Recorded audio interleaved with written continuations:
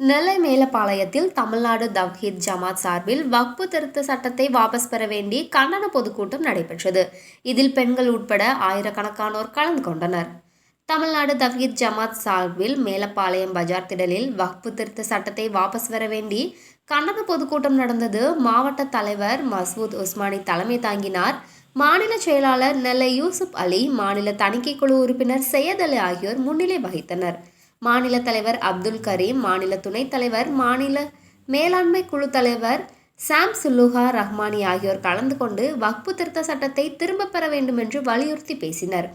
கூட்டத்தில் காஷ்மீர் மாநிலம் பஹல்காம் பகுதியில் தீவிரவாதிகள் நடத்திய தாக்குதலில் 28 பேர் கொல்லப்பட்டனர். இந்த செயலில் ஈடுபட்ட குற்றவாளிகளுக்கு அதிகபட்ச தண்டனை வழங்க வேண்டும், வக்பு திருத்த சட்டத்தை வாபஸ் பெற வேண்டும், மேலப்பாளையத்தை தனி தாலுகா அமைத்து தர வேண்டும் என்பது உள்ளிட்ட தீர்மானங்கள் நிறைவேற்றப்பட்டன. கூட்டத்தில் ஊடகப் பிரிவு துணை செயலாளர் அஸ்ரப் அலி மற்றும் பெண்கள் உட்பட ஆயிரக்கணக்கானோர் கலந்து கொண்டனர்.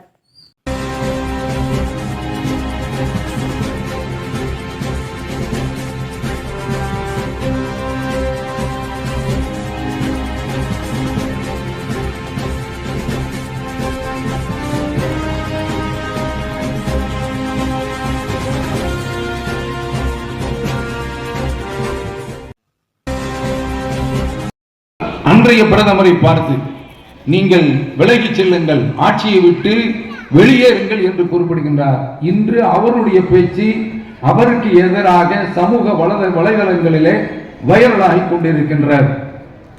அப்ப இப்படிப்பட்ட இந்த மானம் கெட்டவர்கள் இவர்கள் கோட்டை விட்டுவிட்டு ஒரு 4-5 பேர்கள் வந்து வேட்டையாடுகின்றார்கள்.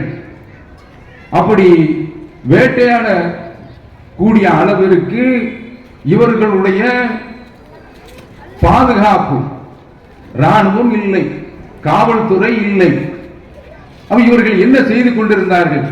நாங்கள் 370 காஷ்மீருக்கான சிறப்பு அதிகாரத்தை ரத்து செய்த பிறகு காஷ்மீரிலே சகோதரத்துவம் மலர்ந்து விட்டது, அங்கு அமைதி திரும்பி விட்டது என்று திரும்ப திரும்ப இவர்கள் சொன்னார்களே, அதை பொய் என்று இந்த நிகழ்வு காட்டவில்லையா? இவர்கள் கோட்டை விட்டு விட்டார்கள். இவர்கள் பாதுகாப்புகளை ஓட்டை வைத்து விட்டு இன்றைக்கு அதை அப்படியே முஸ்லிம்களுக்கு எதிராக திருப்பி விடுகின்றார்கள். இப்படி முஸ்லிம்களுக்கு எதிராக வெறுப்பு பிரச்சாரத்தை மட்டுமே செய்து இவர்கள் ஆட்சிக்கு வந்திருக்கின்றார்கள். அப்படி வந்தவர்கள் தொடர்ந்து முஸ்லிம்கள் மீது வெறுப்பு பிரச்சாரத்தை கக்கிக் கொண்டே இருக்கின்றார்கள். இது இன்றைக்கு ஆரம்பித்தது கிடையாது. உங்களுக்கெல்லாம் பாம்பே திரைப்படம் தெரியும். அதுல பாம்பேல நடக்கக்கூடிய அந்த கலவரத்தை, அதுவும் பாபர் மசூதி இடிக்கப்பட்டதற்கு பிறகு அதை தொடர்ந்து நடந்த ஒரு கலவரம். அந்த கலவரத்தில் ஒருவர் வருகின்ற போது எதிரிகள் வருகின்றார்கள். எதிரிகள் யார் என்றால் முஸ்லிம்களை காட்டுகின்றான் படத்திலே. மனிதத்தனம் செய்த ஒரு கொடுமை அது. அப்படி காட்டுகின்ற அந்த வேளையில எதிரிகள் தங்களை நோக்கி வருகின்றார்கள் என்று தகப்ப அவனுக்கு மேலால் ஒரு பையன், குட்டி பையன் உட்கார்ந்து இருக்கின்றான். எதிரிகள் வரக்கூடியவர்களுடைய முகத்தை பார்க்கின்றார்கள். நெற்றியிலே நாமம் போடப்பட்டிருக்கின்றது. அந்த நாமத்தை பையன் அளிக்கின்றான். என்ன காட்டுகின்றான் தெரிகிறதா?